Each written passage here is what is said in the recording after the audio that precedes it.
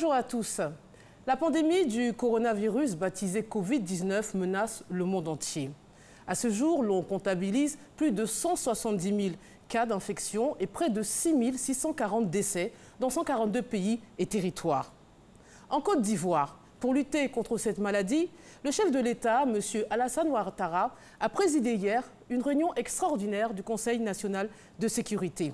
Ça fait l'actualité sera consacrée à ce sujet. Pour faire face à cette pandémie, le gouvernement a pris 13 mesures complémentaires annoncées par le secrétaire général de la présidence, M. Patrick Hachi. Je vous invite à l'écouter. 1. Suspension pour une période de 15 jours renouvelable à compter du 16 mars 2020 à minuit de l'entrée en Côte d'Ivoire des voyageurs non ivoiriens en provenance des pays ayant plus de 100 cas confirmés de maladie à coronavirus Covid-19. Les ressortissants ivoiriens et les résidents permanents non ivoiriens seront soumis à une mise en quarantaine obligatoire pour 14 jours dès leur entrée sur le territoire ivoirien dans les centres réquisitionnés par l'État. 2. Renforcement du contrôle sanitaire aux frontières aériennes, maritimes et terrestres. 3. Mise en quarantaine des cas suspects et des contacts des malades dans les centres réquisitionnés par l'État. 4. Fermeture de tous les établissements d'enseignement préscolaire, primaire, secondaire et supérieur pour une période de 30 jours à compter du 16 mars 2020 à minuit. 5. Respect d'une distance d'au moins 1 mètre entre les personnes dans les grandes surfaces, les maquis, les restaurants, les entreprises, la zone aéroportuaire et les lieux publics. 6. Respect des mesures d'hygiène corporelle, comportementale, hydrique et alimentaire, lavage des mains au savon, application des solutions hydroalcooliques, interdiction des salutations manuelles, accolades et embrassades, interdiction stricte de la consommation de la viande de brousse. 7.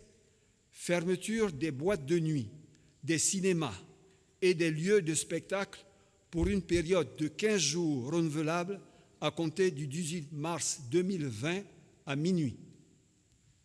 8. Interdiction des rassemblements de population de plus de 50 personnes pour une période de 15 jours renouvelable à compter du 18 mars 2020 à minuit.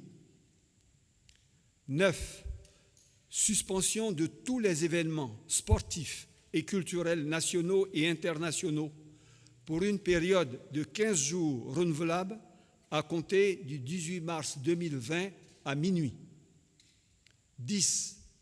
Ouverture de sites complémentaires équipés de prise en charge à Abidjan, à Bengourou, à Boasso, Bondoukou, Bouaké, Bouna, Daloa, Gagnoa, Korogo, Mans, Odiéné, San Pedro et Yamoussoukro. 11. Gratuité totale du diagnostic et de la prise en charge de tous les cas suspects et confirmés de Covid-19. 12. Renforcement de la sécurité sanitaire des agents de santé, du personnel de la recherche, des forces de défense et de sécurité, des agents des zones aéroportuaires et de la plateforme portuaire dans la prévention du Covid-19. 13. Réactivation des comités départementaux de lutte contre les épidémies. Avec la propagation du virus dans le monde entier, désormais chaque État est confronté à cette problématique. Comment préserver les vies humaines et en même temps atténuer les conséquences, les préjudices économiques?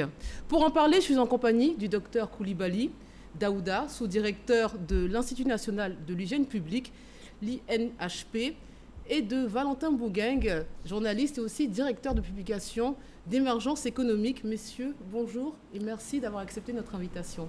Bonjour madame. Bonjour Fatine. Alors la réunion du Conseil national de sécurité a annoncé 6 cas confirmés, enregistrés à Abidjan depuis hier. Docteur Daouda, dites-nous comment se porte chacun de ces patients. Les patients vont bien, leur état clinique est satisfaisant. Le tout premier est déjà guéri, il a été déclaré depuis hier guéri. Quand on dit guéri, c'est-à-dire que ses signes se sont améliorés. Et en plus, les prélèvements qu'on a effectués chez lui sont revenus négatifs à 2 reprises, à 48 heures d'intervalle. Donc il a été déclaré guéri. Les autres ont un état clinique satisfaisant. Ça ne suscite aucune inquiétude. Ils sont certes internés, mais l'état clinique est favorable.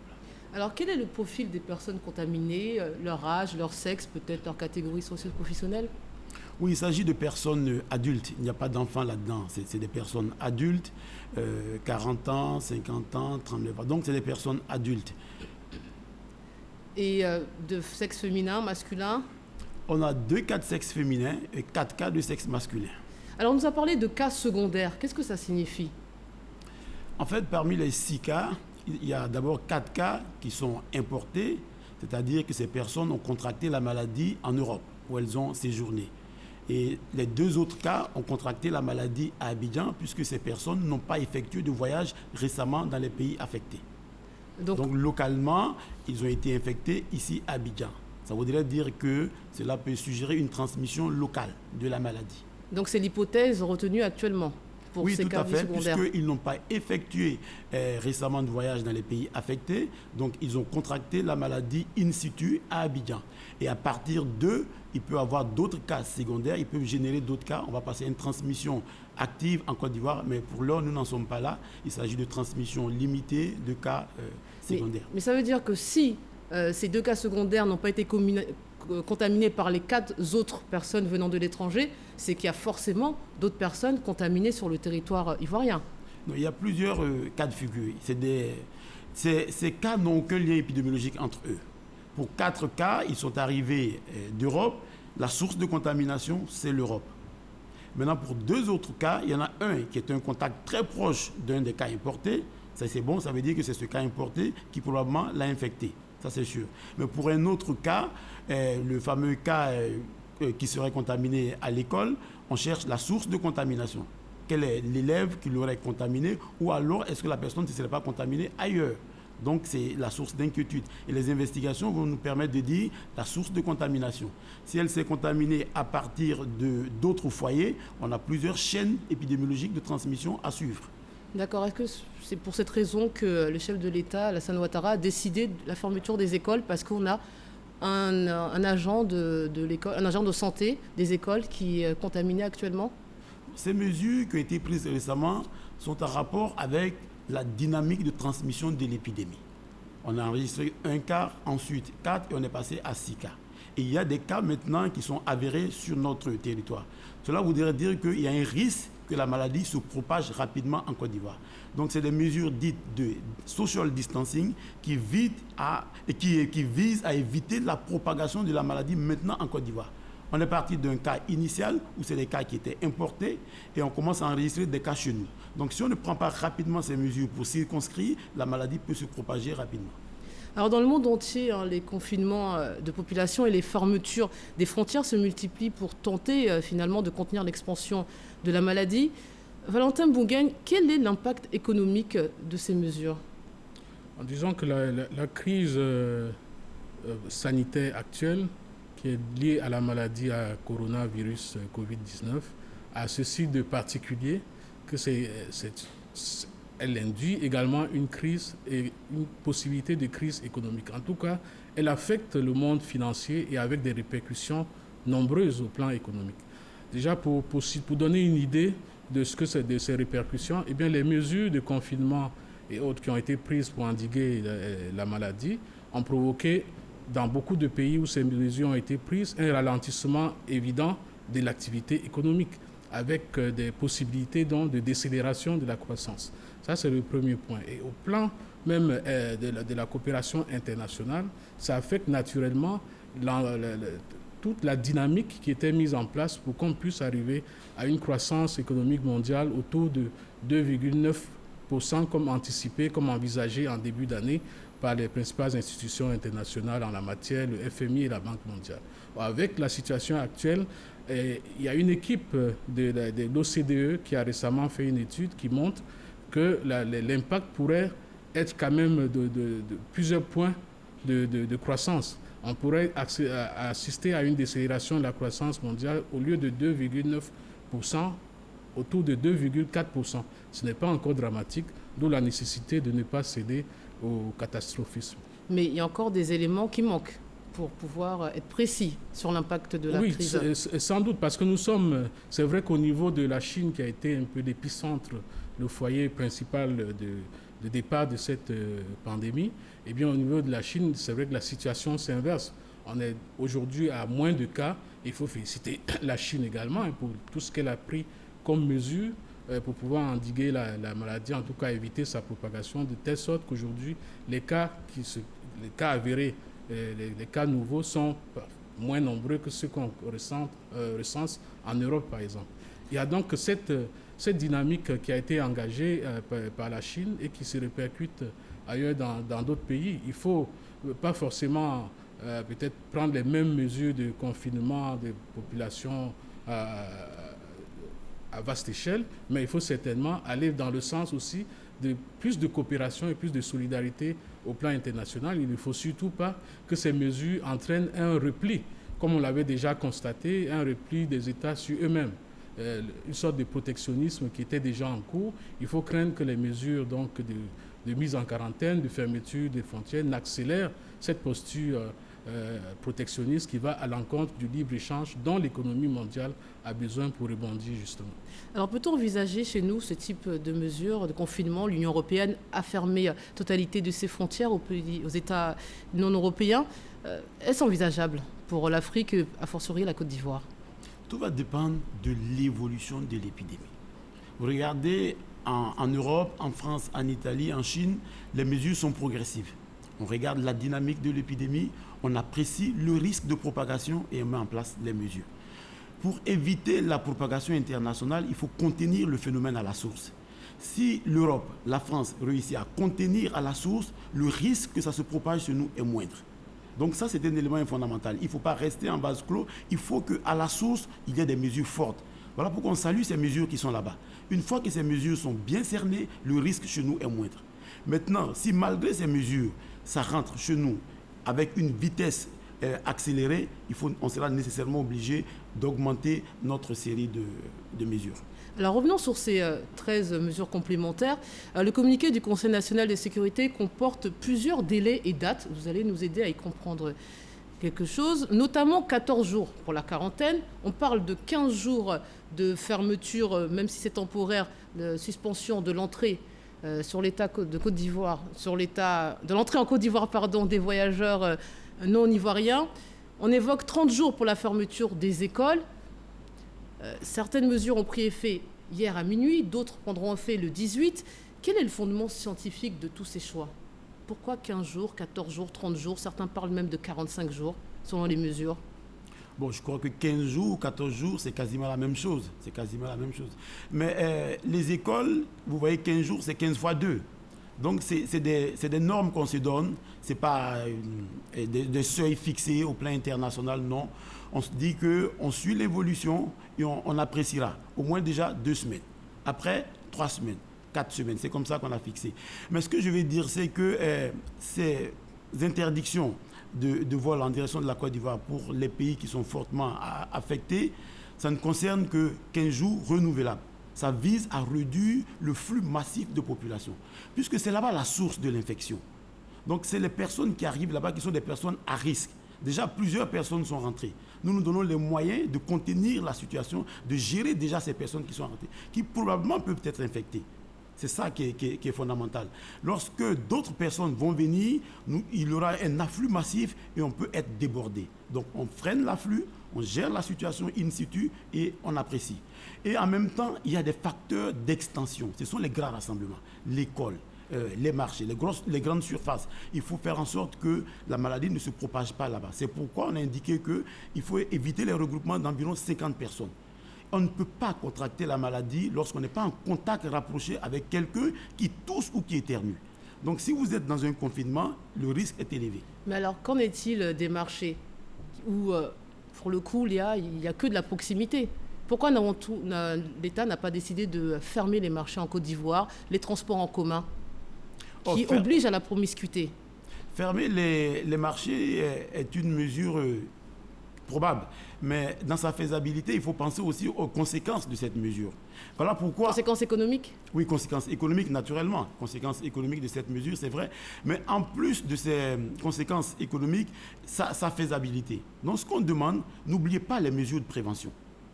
N'oubliez pas les mesures de prévention. C'est des mesures complémentaires aux mesures initiales. Donc, en maintenant ces marchés et en vous disant d'observer une distance d'1 mètre qui est liée au mode de transmission de la maladie, on essaie de réduire le risque de contracter la maladie. D'accord. Maintenant, à vous écouter aussi, vous me parliez d'un rassemblement au-delà de 50 personnes. Pareil, on cherche le fondement scientifique. Ça veut dire que si moi je réunis 48 personnes autour de moi, nous sommes 49, on peut se réunir, on a moins de risques d'être contaminé que si on est 50. Quelle est là aussi la valeur scientifique de ces données? Il s'agit de seuils que nous nous sommes fixés. Ça ne repose pas sur un fondement scientifique particulier. Vous avez vu, certains pays ont commencé à partir de 5 000, ensuite 1 000, de même 100 et aujourd'hui 50. Donc tout dépend du risque de propagation. Quand on apprécie le risque, on se rend compte qu'aujourd'hui, de la Chine à l'Europe, nous sommes fortement menacés. Donc on dit, on peut aller à 1500, ensuite 100. Mais quand on regarde qu'aujourd'hui, l'afflux de population à partir de l'Europe est important, on se dit non, fixons 50. C'est un seuil que nous nous sommes fixés. On pourrait même dire 20. J'ai vu même qu'aux États-Unis, ils ont dit 10. Donc vous voyez, donc ça veut dire qu'il n'y a pas une norme standard internationale. C'est chaque pays qui apprécie et regarde l'évolution de la situation et donne ses seuils. Alors le gouvernement aussi a annoncé la gratuité totale du diagnostic et de la prise en charge de tous les cas suspects confirmés. Vous allez nous expliquer ce que c'est les cas suspects. L'ouverture des sites complémentaires, le renforcement de la sécurité sanitaire de plusieurs agents dans différentes corporations. Messieurs, quelles seront les conséquences économiques de cette augmentation des dépenses de santé? L'augmentation des dépenses de santé, ce sont des augmentations des dépenses publiques. Et comme ces dépenses publiques sont généralement consignées dans un document qu'on appelle la loi des finances portant budget de l'État pour l'année, eh bien, il va falloir puiser il va falloir couper, pour dire les choses comme elles sont. Si la situation devait perdurer, surtout si la pandémie devait perdurer, eh bien, les conséquences seraient plus fortes et il faudrait davantage de mesures, y compris des mesures budgétaires fortes. Et naturellement, c'est-à-dire prendre dans un autre budget. Il faudrait donc couper dans certains budgets pour pouvoir alimenter le budget de la santé. Ça, c'est généralement classique dans ces cas-là. Maintenant, il y a aussi d'autres cas où, peut-être qu'on y reviendra, où l'État est obligé de procéder par la relance budgétaire. Donc, la relance budgétaire avec des mesures qui vont être prises déjà pour soutenir les populations les plus pauvres, les plus vulnérables, parce que les populations vulnérables sont doublement affectées. Il y a déjà l'affectation globale et puis il y a le fait que, du fait de leur vulnérabilité, elles sont moins enclines à pouvoir supporter la maladie. Donc, eh bien, aujourd'hui, nous ne sommes pas encore dans ce cas de figure, mais si la pandémie devait progresser, atteindre un certain stade, il faudrait donc des mesures plus fortes qui vont nécessiter donc des dépenses plus lourdes. Et ces dépenses lourdes, il faudra les chercher ailleurs. Et c'est certains secteurs qui vont être certainement un peu ponctionnés au profit donc des dépenses de santé. Et vraisemblablement, aucune entreprise privée ne sera épargnée. Comment soutenir le secteur privé? On a vu sous d'autres contrées, en Europe par exemple, où l'État a décidé de mettre en place des fonds de solidarité pour compenser la perte de revenus de certains employés. Mais sous nos tropiques où il y a beaucoup d'informels, comment peut-on pallier à ça? Il faut dire deux choses. Premièrement, lorsqu'il y a eu la première crise grande crise mondiale en 2009, on a vu comment les États ont essayé de résoudre la situation. Il faut rappeler que c'était une situation nettement plus préoccupante avec, je ne parle pas du plan sanitaire, plus préoccupante au plan économique, avec la méfiance vis-à-vis des banques qui, comme vous le savez, sont un peu le sang, le flux sanguin vital de l'économie. On a vu des États injecter de la liquidité, par exemple, pour soutenir les entreprises. Nous sommes également dans ce cas de figure. Si la crise sanitaire persiste et qu'elle entraîne une décélération de la croissance, eh bien, pour éviter donc, que les entreprises ne plongent, parce que la plupart des entreprises, avec les mesures de confinement qui vont être prises en cas d'évolution de la maladie, eh bien, beaucoup d'entreprises peuvent être amenées soit à baisser pavillon, à fermer, ou bien à procéder à des licenciements massifs. C'est une situation qui va être totalement dommageable pour l'économie. Donc l'État, qu'est-ce que les États doivent faire? Qu'est-ce que les États sont en train de faire? C'est ce que préconise aujourd'hui le FMI, par exemple. C'est-à-dire des séries de mesures. Il y a d'abord des mesures fiscales qu'on peut prendre vis-à-vis de certaines entreprises, peut-être en favorisant certaines, comment dirais-je, au niveau des impôts, essayer de baisser certains impôts qui les affectent directement. On peut procéder par des mesures fiscales, on peut procéder par des mesures monétaires, par l'injection de liquidités pour pouvoir amortir les chocs et permettre, par exemple, aux banques, aux emprunteurs généralement de pouvoir accéder à des ressources nouvelles avec des taux d'intérêt quasi nuls. Il y a des mesures réglementaires aussi qu'il faut prendre justement par rapport à faciliter, assouplir le cadre prudentiel dans lequel les établissements financiers évoluent. Est-ce que les grandes institutions internationales, notamment de Bretton Woods, ont prévu quelque chose? Est-ce qu'il y aura une solidarité internationale sur le plan financier pour aider les États qui n'en ont pas les moyens?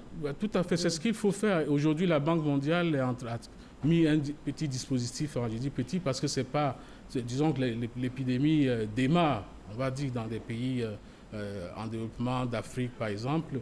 Il y a certaines mesures qui ont déjà commencé à être prises, mais il faut les renforcer parce que quand on regarde ce que les États du G7, par exemple, ont injecté dans l'économie lors de la crise économique mondiale de 2009, eh bien, qui atteignait des montants pratiquement de 900 milliards de dollars, eh bien, il faut davantage aujourd'hui pour pouvoir endiguer cette pandémie dans les pays pauvres qui n'ont pas les moyens déjà de pouvoir faire face à cause de la situation un peu dégradée de leur système sanitaire. Alors, est-ce qu'il n'y a pas un petit espoir en ce qui concerne le télétravail? C'est-à-dire, paradoxalement, on accuse nos sociétés d'être dans le virtuel, de créer des distances entre les êtres humains, les nouvelles technologies. Mais est-ce que ce n'est pas un début de solution, permettre aux gens de communiquer à distance, de travailler à distance? Tout à fait, ça fait partie de la panoplie des solutions envisageables. C'est-à-dire qu'à chaque fois, on dit quand il y a une crise, il y a des malheurs, mais également il y a des opportunités. Cette crise peut être également une opportunité pour développer davantage l'économie numérique, puisqu'elle est là aujourd'hui. C'est une économie au niveau de la Côte d'Ivoire, par exemple, qui pèse pour à peu près 7 à 8% dans la formation du PIB. C'est un secteur qu'il faut développer, le télétravail, le téléenseignement et autres, c'est ce qui offre des opportunités inouïes pour pouvoir parvenir au développement du pays. Alors, dernière question, monsieur le professeur. Un laboratoire allemand travaille sur un vaccin, le Covid-19, en bénéficiant de subventions du gouvernement allemand. Il affirme être à quelques mois de pouvoir présenter un projet pour validation clinique. Pouvez-vous nous en dire plus? Il n'est pas le seul. Il y a plusieurs candidats vaccins, il y a même plusieurs candidats médicaments qui sont à l'étude. Il ne faut pas espérer un vaccin en 1 ou 2 mois. Donc il n'est pas le seul, mais il en aura certainement. D'ici avant la fin de l'année 2020? Non, c'est pas sûr. Peut-être. C'est peut-être. Le processus est un peu plus long. Mais il faut qu'on sorte de ce genre d'épidémie avec un médicament, avec un vaccin. Parce que ça va revenir. Et si ça revient, on va résoudre le problème avec quoi? Avec ces médicaments et ces vaccins. Et c'est important. Je voulais juste insister, au-delà des seuils qu'on a fixés, quand on dit 50, 49 ou 100, c'est le message qu'on veut faire passer à la population d'éviter les grands rassemblements. Ce n'est pas un seuil mathématique qu'il faut voir. C'est ça le message. Faire en sorte qu'il n'y ait pas ces grands rassemblements dans les églises, dans les mosquées, dans les grandes surfaces. Il faut faire en sorte qu'on ne soit pas confinés. On aurait dû les fermer aussi. Non, pas nécessairement. On peut prier à 3 ou à 4, pas nécessairement. Mais c'est à la population de comprendre. C'est ça le message. C'est bien reçu, bien retenu. Merci, monsieur. pour votre contribution. C'est la fin de cette émission. Et merci de nous avoir suivis, à vous aussi. On se retrouve très bientôt. Bonne suite de programme sur RTI 1.